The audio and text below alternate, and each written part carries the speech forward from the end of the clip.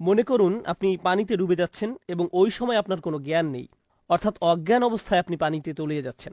আপনার কি মনে হয়, এরকম একটা অবস্থায় আপনার হাতে কি বাঁচার জন্য অনেক সময় আছে? আপনি সংজ্ঞাহীন অবস্থায় পানির গভীরে তলিয়ে যাচ্ছেন, এর মানে আপনার হাতে কিন্তু মোটেও সময় নেই। সময় খুব দ্রুত ফুরিয়ে যাচ্ছে। আরবিতে এইভাবে সময় শেষ হয়ে আসাকে বোঝানোর জন্য আসর শব্দটি ব্যবহার করা হয়। আসরের আবিধানিক অর্থ হচ্ছে সময় যেটা শেষ হয়ে আসছে। দিনের শেষ সময়, যখন দিন শেষ হয়ে আসে তখনই আসর নামাজের ওয়াক্ত হয়। আসর শব্দের উৎপত্তি হচ্ছে আসির শব্দটি থেকে, যার মানে হচ্ছে চিপে রস বের করা। সময় যেটা হাতের ফাঁক দিয়ে চলে যাচ্ছে।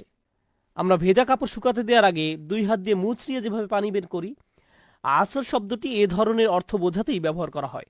তার মানে এখানে আল্লাহ এমন একটা মুহূর্তের কথা বর্ণনা করেছেন যখন আপনি সংজ্ঞাহীন অবস্থায় পানিতে ডুবে যাচ্ছেন এবং আপনার সময় শেষ হয়ে আসছে। এমন অবস্থায় বেঁচে থাকতে হলে আপনাকে সর্বপ্রথম কোন কাজটা করতে হবে? বেঁচে থাকার আশা করতে হলে কোন জিনিসটা আপনার একেবারে শুরুতে দরকার? কি মনে হয়? জ্ঞান ফিরে আসা? অবশ্যই এটাই এখন আপনার সবার আগে দরকার।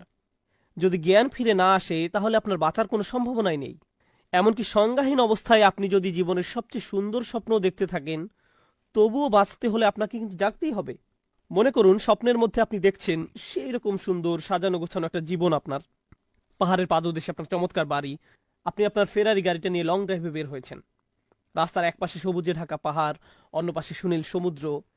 কিন্তু যেই আপনার জ্ঞান ফিরে আসলো, আপনি বুঝতে পারলেন যে আপনি আসলে ডুবে যাচ্ছেন, পানির অতলে হারিয়ে যাচ্ছেন। এমত অবস্থায় জেগে ওঠার পরে আপনার কিন্তু এমন মনে হবে না যে ইস, কি বাজে অবস্থা, পানিতে ডুবে যাচ্ছি, এর চেয়ে তো আবার ঘুমিয়ে পড়াই ভালো, কি সুন্দর স্বপ্ন দেখছিলাম। শুধুমাত্র যদি আপনি মানসিকভাবে অসুস্থ বা পাগল হয়ে থাকেন, একমাত্র তখনই আপনার এইরকম মনে হতে পারে।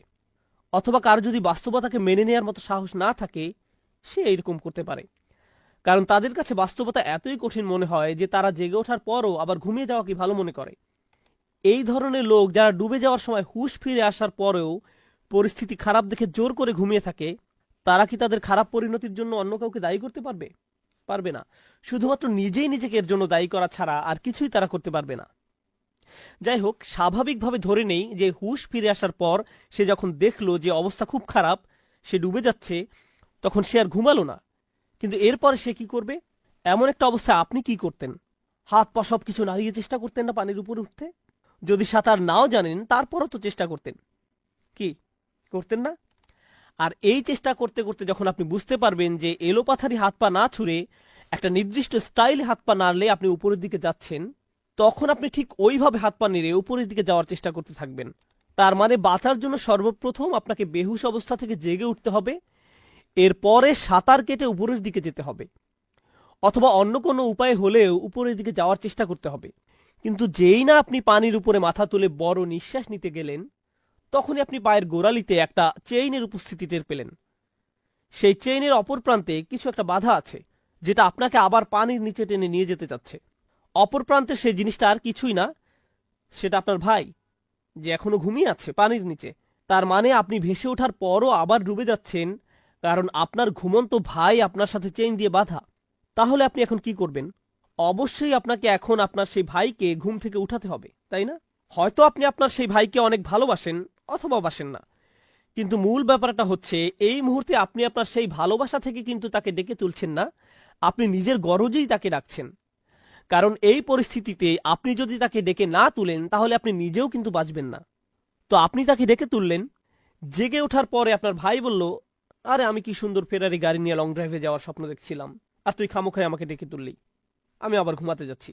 অর্থাৎ সে আপনাকে বেমালুম উপেক্ষা করলো। তখন কি আপনি বলবেন যে ঠিক আছে, আমার কি আসে যায়, তোর যা ভালো লাগে সেটাই কর? আপনি কিন্তু মোটেই এরকম করবেন না। সে যদি আবার ঘুমিয়ে যায়, আপনি তাকে ধাক্কা দিতে দিতে বলবেন, আরে ওঠ, ওঠ, তাড়াতাড়ি, তাড়াতাড়ি কর, আমাদের বাঁচতে হলে পানির উপরে উঠতে হবে। এইভাবে থাকলে চলবে না।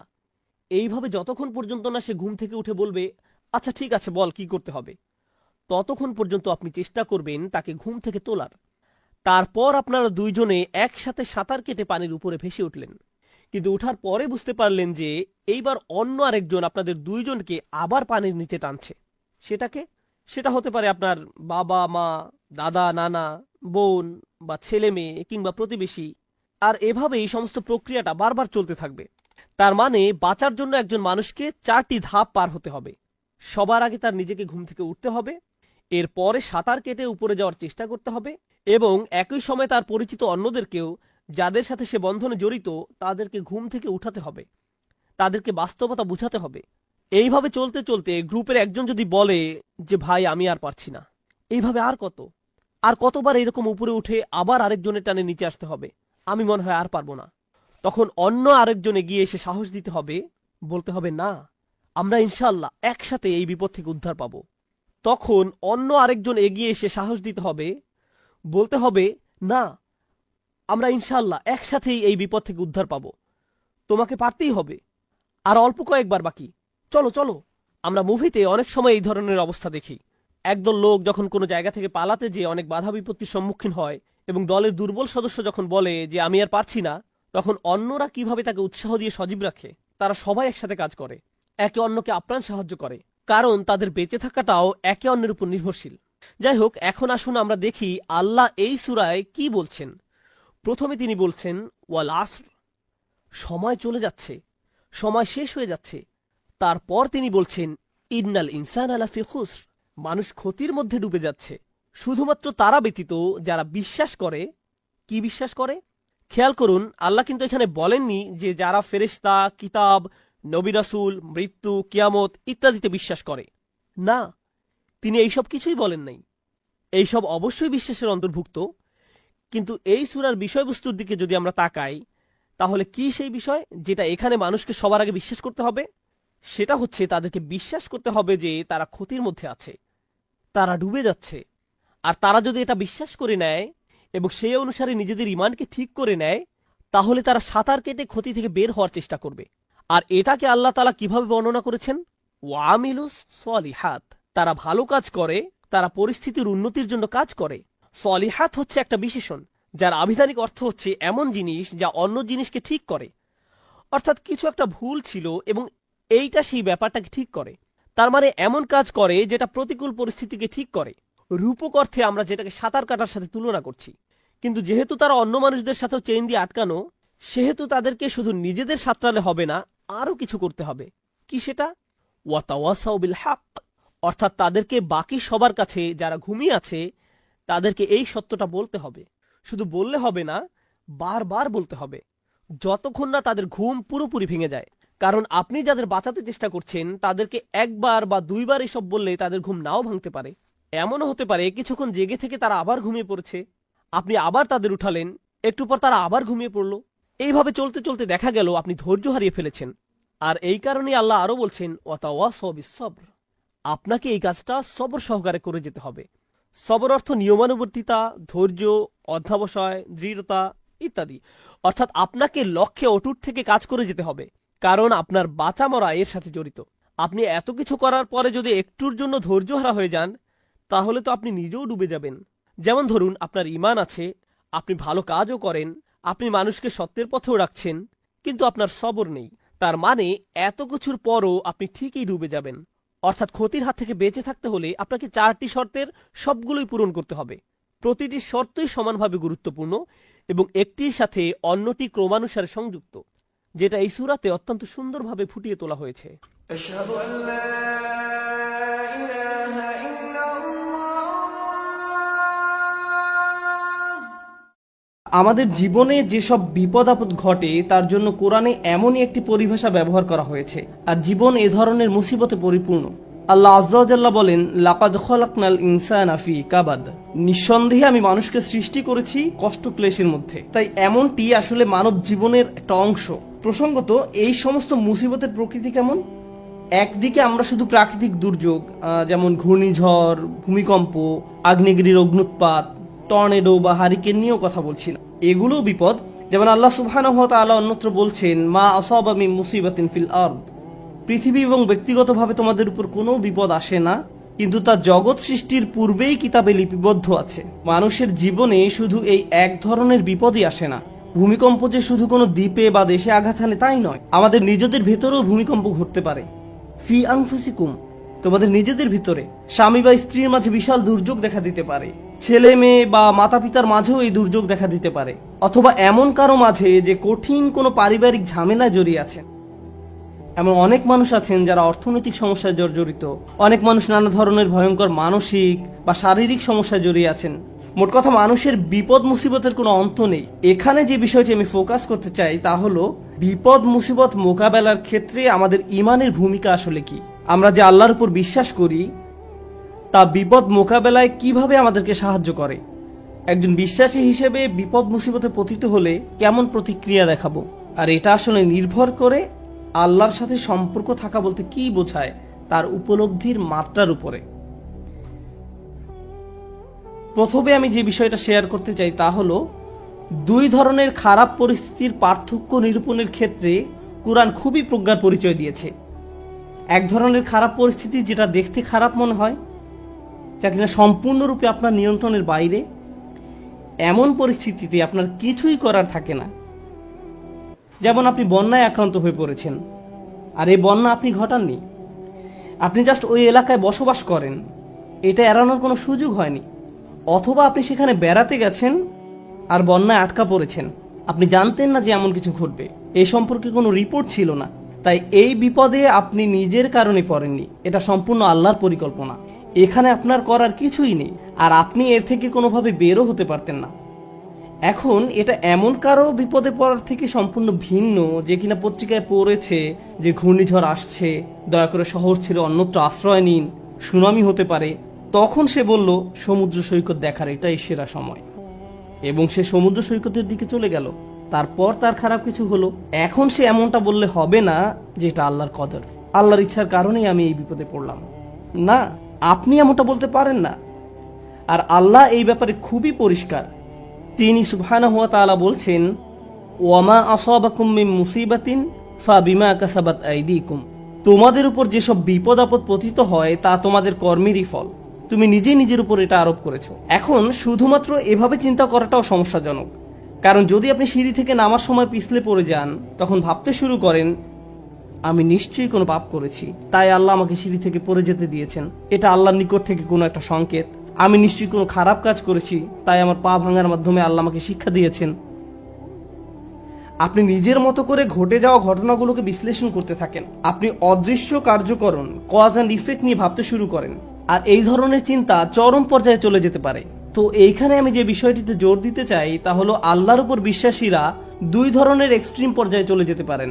একটি এক্সট্রিম পর্যায়ে হলো সবকিছুই আল্লাহর ইচ্ছায় ঘটছে, আমার এখানে করার কিছুই নেই, যাই ঘটুক না কেন আপনি আমাকে দোষ দিতে পারেন না, এটা আল্লাহর কদর। মা আসাবাকুম মিন মুসিবাতিন ফাবিইذনিল্লাহ। আল্লাহর নির্দেশ ব্যতিরেকে কোনো বিপদ আসে না। তিনি সূরা তাগাবুনে এই কথা বলেই দিয়েছেন, তিনি সরাসরি এই কথা বলেছেন, এটা আল্লাহর অনুমতিতেই ঘটে, আল্লাহর পরিকল্পনা এমনই ছিল, এখানে আমার করার কি আছে। এখন কোনো ছাত্র যদি কোনো পড়ালেখা না করে, স্কুলের কোনো অ্যাসাইনমেন্ট জমা না দেয়, তারপর পরীক্ষা ফেল করে এবং তার ফলে তাকে স্কুল থেকে বহিষ্কৃত হতে হয়, আর যদি সে জবাবে বলে এটা আল্লাহর কদর, আমার কি করার আছে। আর দ্বিতীয় এক্সট্রিম পর্যায়টি হলো এমন অনেক বিশ্বাসী আছেন যারা সবকিছুর জন্য নিজেকে দোষ দেন। আল্লাহ আমাকে এত সব বিপদে ফেলেছেন কারণ আমি খুবই খারাপ একজন মানুষ। বিষয়টা নিজ থেকে না ঘটলেও অনেক সময় আশপাশের অজ্ঞ মানুষরা, এমনকি পরিবার থেকেও হতে পারে, তারা এসে আপনাকে বলে জানো কেন এটা ঘটলো, কারণ তুমি একজন খারাপ কন্যা। কেন এটা ঘটেছে জানো, কারণ তুমি একজন খারাপ পুত্র। কেন এটা ঘটলো, কারণ তুমি তোমার শ্বশুর বাড়ির লোকজনের সাথে ভালো আচরণ করো না। না, ট্রাক আমাকে আঘাত করেছে কারণ ট্রাক ড্রাইভার ট্রাফিক সিগন্যাল মানেনি। আমি আমার স্ত্রী বা অন্য কারোর সাথে ঝগড়া করার কারণে এমনটি ঘটেনি। এভাবে অন্য মানুষরা এসে আপনাকে বলবে অমুক অমুক কারণে আল্লাহ তোমাকে বিপদে ফেলেছেন, অমুক কারণে আল্লাহ তোমাকে বিপদে ফেলেছেন। মনে হয় যেন অদৃশ্য জগৎ থেকে তারা কোনো ইমেইল পেয়েছে যে অমুক অমুক কারণে এমনটি ঘটেছে, কজ অ্যান্ড ইফেক্ট। তো এই রকমের দুই ধরনের এক্সট্রিম চিন্তা পদ্ধতি আছে। এখন কোরআন কি করে? কোরআন সবকিছুর মতো এখানেও ভারসাম্য দান করে। প্রসঙ্গত এই ভারসাম্যপূর্ণ উপলব্ধি যদি আপনার না থাকে, জীবনের অনেক কিছুই তাহলে মেলাতে পারবেন না। কোরআনের এই কথায় আলা বিযিকরিল্লাহি তাতমাইন্নুল কুলুব, আল্লাহর জিকির দ্বারা অন্তরসমূহ শান্তি লাভ করে, এটা অন্য একটা অর্থ দান করে। প্রকৃতপক্ষে আল্লাহর চূড়ান্ত জিকির তথা জিক্রুল্লাহ হলো আল্লাহর কিতাব। আর আল্লাহর কিতাব, তাই আমি যুক্তি দেখাবো, আপনি যদি জীবনের সমস্যাগুলোকে কোরআনের আলোকে বুঝতে ব্যর্থ হন, তাহলে সুবহানাল্লাহ, আলহামদুলিল্লাহ জিকির করা সত্ত্বেও আপনার অন্তরে প্রশান্তি পাবেন না। আপনি যদি আন্তরিক হন, ইনশাআল্লাহ প্রশান্তি পাবেন। কিন্তু এখানে উদ্দেশ্য হলো এই ব্যাপারটা সঠিকভাবে উপলব্ধি করা যে আল্লাহ কিভাবে আমাদের সাথে আচরণ করেন। তাই আমি এই সম্পর্কে আপনাদের সাথে কিছু কথা শেয়ার করতে চাই। এখন নিজেকে দোষ দেওয়ার ক্ষেত্রে কোন জায়গায় আমরা দাগ টানবো, কিভাবে বুঝবো যে এটা আল্লাহর পক্ষ থেকে আর এটা আমার দোষ? এই দাগটা আপনি কোথায় টানবেন? বস্তুগত জগতে এটা বোঝা খুবই সহজ। বস্তুগত জগৎ বলতে আমি কি বোঝাচ্ছি, যেমন আমার গাড়িতে যদি আমি গ্যাসোলিন দেওয়ার পরিবর্তে পানি দেই, তারপর এটা না চলে, তখন পরিষ্কারভাবে আমি বলতে পারি না যে এটা আল্লাহর পরিকল্পনা। অথবা আপনি যদি সবসময় জাঙ্ক ফুড খেতে থাকেন, মিষ্টি জাতীয় খাবার সবসময় খেতে থাকেন, তারপর ৪৫ বছর বয়সে ডায়াবেটিসে আক্রান্ত হন, তখন আপনি বলতে পারেন না, ইয়া আল্লাহ, আমি কি বিপদে পড়ে গেলাম, এটা আল্লাহর পক্ষ থেকে পরীক্ষা। না, এটা আপনার মন্দ খাদ্যাভ্যাসের পরীক্ষা। আপনি শশা না খেয়ে সুইস রোল খেতেন, বা এরকম যাই খেতেন না কেন, আপনি জাঙ্ক ফুড খেতেন, তাই এমনটা ঘটেছে। সুতরাং বস্তুগত জগতে কমন সেন্স দিয়ে সবাই কারণ এবং ফলাফল বুঝতে পারে। নৈতিক জগতে আপনি সালাত মিস করলেন কারণ দেরিতে ঘুম থেকে জেগেছেন, ফজর নামাজ পড়তে পারেননি, এখন দেরিতে পড়েছেন।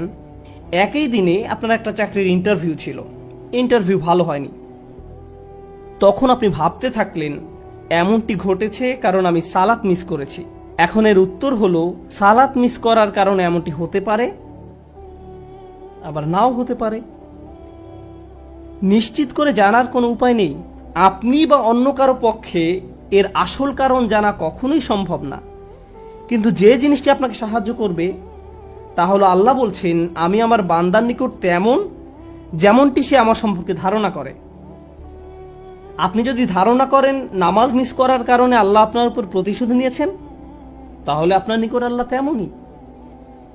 কিন্তু আপনি যদি এভাবে চিন্তা করেন যে আমি আমার যথাসাধ্য চেষ্টা করেছি, ইন্টারভিউতে ভালো উত্তর দিয়েছি, এটা সম্ভবত আমার জন্য ভালো চাকরি নয়, যদি ভালো চাকরি হতো তাহলে আল্লাহ আমার জন্য এর ব্যবস্থা করে দিতেন। এখন আপনার যদি এই দৃষ্টিভঙ্গি থাকে, তাহলে আপনার সকল ভুল ত্রুটি সত্ত্বেও আল্লাহ আপনার নিকট তেমনই। আমাদের দায়িত্ব হলো, যখন আমরা ভুল করি তখন ইস্তেগফার করা। আল্লাহর প্রতিশোধের জন্য অপেক্ষা করা আমাদের কাজ নয়। ব্যাপারটা বুঝতে চেষ্টা করুন।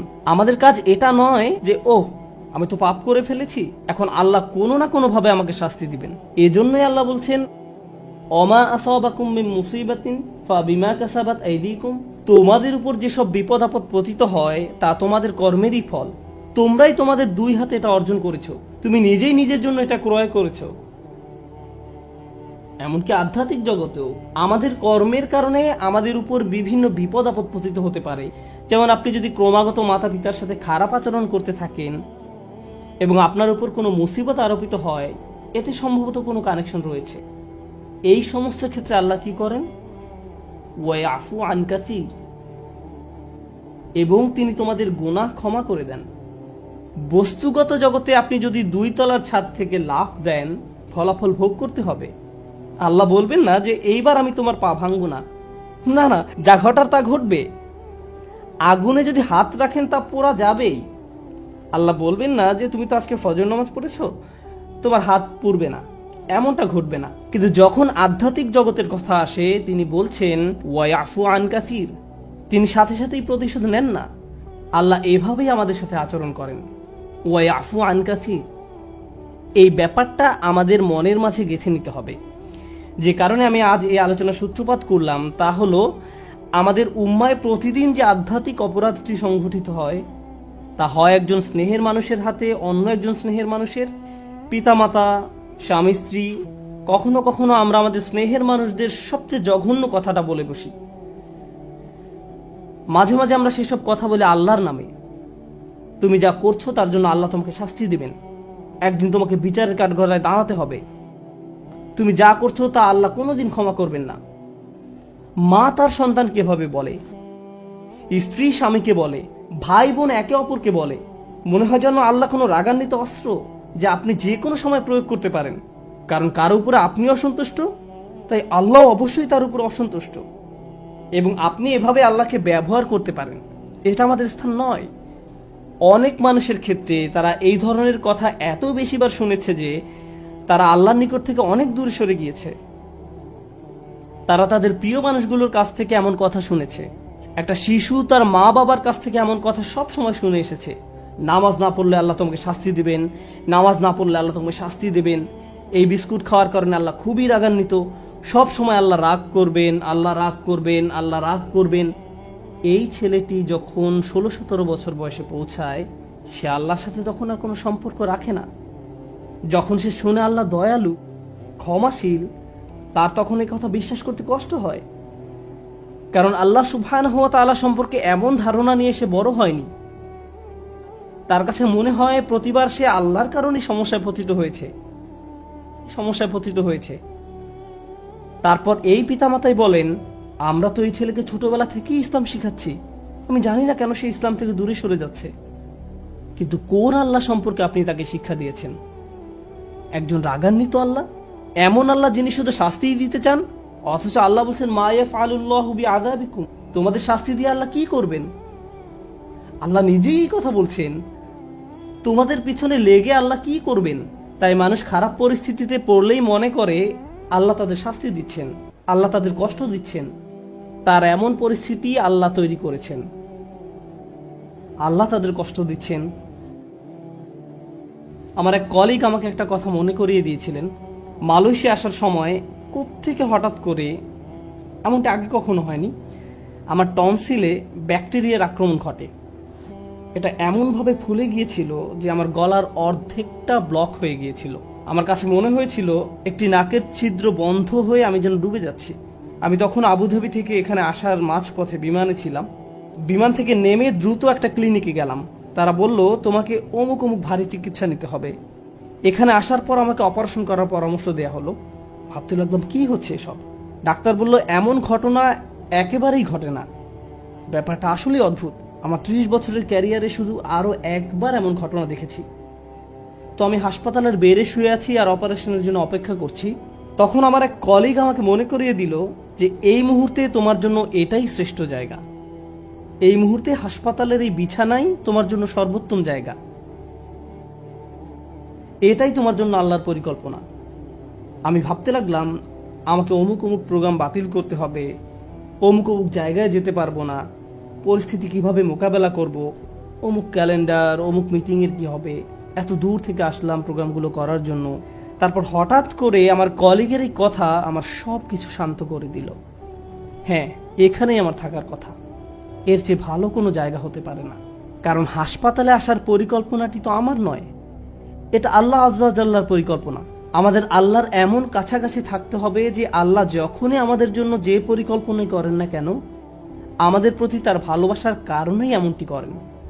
আল্লাহ আজ্জা ওয়া জাল্লা তার বান্দাদের ভালোবাসেন, তিনি তাদের জন্য সবচেয়ে ভালোটাই পছন্দ করেন। আমরা আমাদের নিজেদের যতটা ভালোবাসতে পারি, আল্লাহ আমাদের তার চেয়েও বেশি ভালোবাসেন। আমরা নিজেদের যতটা যত্ন নিতে পারবো, আল্লাহ তার চেয়েও বেশি যত্ন নিয়ে থাকেন। আমরা যখন এই বিষয়টা ভুলে যাই, তখন হেদায়েত হারিয়ে যায়। একই বিষয়ে সূরা তাগাবুনে আল্লাহ বলছেন, ওমা ইউমিন বিল্লাহি ইয়াহদি কলবাহু, আল্লাহর নির্দেশ ব্যতিরেকে কোনো বিপদ আসে না, এবং যে আল্লাহর প্রতি বিশ্বাস করে সেই বিপদের সময়, কারণ আপনি তো এমনিতেই আল্লাহকে বিশ্বাস করেন, যখন মুসিবতে পড়েন কেবল তখনই প্রশ্ন করতে শুরু করেন, আল্লাহ কেন আমার সাথে এমনটি করছেন। ঠিক সে সময়ের জন্য আল্লাহ ওমা ইউমিন বিল্লাহ এই বাক্যটা ব্যবহার করেছেন। যে কেউ সত্যিকার অর্থে আল্লাহকে বিশ্বাস করে, হ্যাঁ, আপনি সব সময় বলেন আল্লাহ রহমান, আপনি কি আসলে অনুভব করেন আল্লাহ রহমান? না, এই মুহূর্তে তিনি সম্ভবত জুনতিকম, এই মুহূর্তে তিনি সম্ভবত সেই সত্তা যিনি প্রতিশোধ নিয়ে থাকেন। এখন সম্ভবত তিনি আল জব্বার আর রহমান নন। লক্ষ্য করেছেন, যখন বিপদে পড়েন তখন আর রহমানের উপর আপনার ঈমান হারিয়ে যায়। আল্লাহ বলছেন, সে সময় তুমি যদি আর রহমানের উপর ঈমান রাখতে পারো, তিনি নিজেকে তোমার নিকট আর রহমান হিসেবে উপস্থাপন করেছেন, সেই মুহূর্তে তুমি যদি তা করতে পারো, তাহলে আল্লাহ তোমাকে কি উপহার দিবেন। এটাই আমার খুতবার উপসংহার, যে আল্লাহ আমাদের কি উপহার দিবেন। আমি স্বাস্থ্য চাই, অসুস্থতা থেকে সুস্থ হতে চাই, আমি চাকরি চাই, আমি টাকা চাই, আমি উত্তম পারিবারিক অবস্থা চাই, আমি বর্তমান অবস্থা এড়াতে চাই, আমি চাই অন্য মানুষ যেন আমাকে কোনো কষ্ট না দেয়, আমি চাই মানুষ যেন আমাকে নিয়ে কথা না বলে। যেটাই হোক না কেন, কিছু একটা আপনাকে খুব বিরক্ত করছে। আপনি ভাবছেন, ইস, যদি এই সমস্যাটা পার করতে পারতাম, জীবন মনে হয় প্রশান্তিতে পরিপূর্ণ হয়ে যেত। আমাদের সবারই জীবনে কোনো না কোনো সমস্যা রয়েছে যা আমাদের শান্তিতে ঘুমাতে দেয় না। আর আমরা ভাবতে থাকি, ওহ ভাই, যদি এই সমস্যাটা চলে যেত অনেক ভালো থাকতাম। কিন্তু জানেন কি হয়? যদি এই সমস্যাটা চলে যায়, পরবর্তীতে আরেকটা এসে হাজির হয়। আর যখন নতুন সমস্যা এসে দেখা দেয়, আপনি ভাবেন পূর্বের সমস্যাটা আরো সহজ ছিল। এটা তো অনেক বড় সমস্যা। আপনি যদি আল্লাহর উপর ভরসা রাখতে পারেন, আল্লাহ আপনাকে কি দিবেন? তিনি আপনার সমস্যা শেষ করে দেন না। এই পৃথিবীর জীবনে আপনি কখনো সমস্যা ছাড়া থাকতে পারবেন না। যদি সমস্যা চলে যেত, তাহলে ইয়াকুব আলাইহিস সালামের জন্য আমাদের তুলনায় অনেক আগেই সেটা দূর হয়ে যেত। যদি ঈমান থাকার মানে হয় আপনার কোনো সমস্যা থাকবে না, তাহলে মরিয়ম আলাইহিস সালামের কোনো সমস্যা থাকা উচিত ছিল না। রাসূল সাল্লাল্লাহু আলাইহি সাল্লামেরও কোনো সমস্যা থাকার কথা ছিল না। আল্লাহর কাছাকাছি মানুষদের জীবনী পড়লে আপনি দেখবেন তাদের জীবন ছিল সমস্যায় পরিপূর্ণ, বড় বড় সমস্যা। আর আপনি শুধু এই সমস্যাগুলোর কথাই পড়ছেন। আপনি পড়ছেন তারা কিভাবে একটা সমস্যা থেকে আরেকটা সমস্যা জীবন অতিবাহিত করে গেছেন। আল্লাহর একজন মহান রসুল ছিলেন ইউসুফ আলাইহিস সালাম। তার জীবনের দিকে তাকালে দেখবেন ছোটবেলা থেকেই তিনি সমস্যায় আক্রান্ত ছিলেন। তাহলে আমি এই প্রশ্নটি বারবার করছি, আল্লাহ তাহলে আপনাকে কি দিচ্ছেন? আপনার জীবনের অতি ভয়াবহ সমস্যার সময় যখন আল্লাহর উপর পূর্ণ বিশ্বাস রাখেন, এর বিনিময়ে আল্লাহর কাছ থেকে কি পাবেন? যখন মানুষ আপনাকে বলতে থাকে আল্লাহ তোমাকে অপছন্দ করেন, তাই তোমার জীবনে এসব ঘটছে, বিপরীতে আপনিও ভাবতে শুরু করে দেন আল্লাহ মনে হয় আমাকে শাস্তি দিচ্ছেন, তাই আমার জীবনে এসব বিপদ আপদ ঘটছে। সেই মুহূর্তে যদি আপনি আল্লাহ সম্পর্কে সুধারণা পোষণ করতে পারেন, আল্লাহর প্রতি ভালোবাসা, নির্ভরতা এবং বন্ধন বজায় রাখতে পারেন যে না, আল্লাহ আপনাকে কখনো ছেড়ে যাবেন না, এর বিনিময়ে তিনি আপনাকে কি দেবেন? তিনি সে লোকের হৃদয়কে পথ দেখান। আমি আপনাদের গ্যারান্টি দিচ্ছি, যদি আপনার সমস্যা চলে যায়, যদি সেই সমস্যাটা অর্থ সংক্রান্ত হয়ে থাকে, এরপর অর্থ আসতে থাকে, যদি এটা পারিবারিক সমস্যা হয়ে থাকে এবং সমস্যাটা দূর হয়ে যায়, এই দুনিয়ার কোনো অর্জনই সেই একটা গিফটের তুলনায় কোনো মূল্য বহন করে না। আর সে একটি গিফট হলো ইয়াহদি কলবাহু। তিনি সে লোকের হৃদয়কে পথ দেখান। আপনার অন্তরে প্রশান্তি থাকবে। জীবনে যাই ঘটুক না কেন, আপনার মুখে তখনও হাসি থাকবে। তখন মানুষ আপনার দিকে তাকিয়ে বলবে, আরে তুমি হাসছো কেন? তুমি কিভাবে ঠিক আছো? দেখো না তোমার কি অবস্থা হয়েছে। আপনি তখন বলবেন, হ্যাঁ সব ঠিক আছে। যদি আপনি এই আচরণ রপ্ত করতে পারেন, এমন অনেক মানুষ রয়েছে যাদের টাকার কোনো অভাব নেই, তারপরেও তারা ঘুমাতে পারে না। আপনার কল্পনায় যেসব কিছু মানুষের জন্য সুখ নিয়ে আসার কথা, তার সবই তাদের আছে, কিন্তু তবু তাদের মানসিক শান্তি নেই। তাদের নেই সেটা। তারা নিজেদের উপর খুশি নয়, বিভিন্ন রকম ড্রাগ এবং মদ পান করে, বাস্তব দুনিয়া থেকে নিজেদের সরিয়ে রাখে। তারা বাস্তবতার মুখোমুখি হতে পারে না। অন্য মানুষরা তাদের ভিডিও দেখে বলে, ওয়াও, তাদের বাচ্চাদের দোলনাটা কি সুন্দর, তাদের গাড়িটাও কি চমৎকার, আমরাও এগুলো চাই। ইয়া লাইতালানা মিসলা মা উতিয়া করুন, ইস কারুনের যা আছে আমার যদি তা থাকতো। বসের মতো জীবন। পক্ষান্তরে আপনি যদি আল্লাহর দিকে ফিরেন, তাহলে তিনি আপনাকে এমন কিছু দান করবেন যা কোনো টাকার অঙ্কে কেনা সম্ভব নয়। খ্যাতি বা জনপ্রিয়তা যা আপনাকে দিতে পারবে না। আর তা হলো ইয়াহদি কলবাহু। তিনি আপনার হৃদয়কে পথ দেখাবেন। এটাই ঈমানের সর্বশ্রেষ্ঠ পুরস্কার। এটাই হলো বিপদে পড়ার সর্বশ্রেষ্ঠ পুরস্কার। এখন আলোচনার উপসংহারে এসে বলতে চাই, মানুষ অনেক সময় বিভিন্ন সমস্যায় আটকে পড়ে। আপনি আটকে পড়েছেন, আমি আটকে পড়েছি। কখনো কখনো আমরা এখান থেকে মুক্তির কোনো উপায় দেখি না। ওই পরিস্থিতিগুলো হলো আমাদের আল্লাহর পক্ষ থেকে সর্বশ্রেষ্ঠ উপহার দেওয়ার একটা উপায়। ওই পরিস্থিতিগুলোতেই তিনি আমাদের অন্তরগুলোকে পথ প্রদর্শন করেন। আমরা যদি কেবল সেই পরিস্থিতিগুলো ব্যবহার করে আল্লাহকে পেতে পারি, আল্লাহর সাথে কথা বলতে পারি, এর জন্য আপনাকে আরবি জানতে হবে না, এর জন্য আপনাকে অনেক বেশি কোরআনও জানতে হবে না। জাস্ট আল্লাহর দিকে প্রত্যাবর্তন করুন আর বলুন, ইয়া আল্লাহ, আপনি তো সর্বশ্রেষ্ঠ পরিকল্পনাকারী। ইয়া আল্লাহ, আপনার মতো কেউ আমাকে ভালোবাসে না, কেউ আমার প্রতি আপনার মতো যত্নবান নয়। এটা কখনোই সম্ভব নয় যে আপনি আন্তরিকতার সাথে আল্লাহর নিকট হেদায়েত কামনা করবেন আর তিনি আপনাকে ফিরিয়ে দেবেন। আপনি যদি আল্লাহর কাছে একটা গাড়ি চান, তিনি হয়তো আপনাকে তা নাও দিতে পারেন।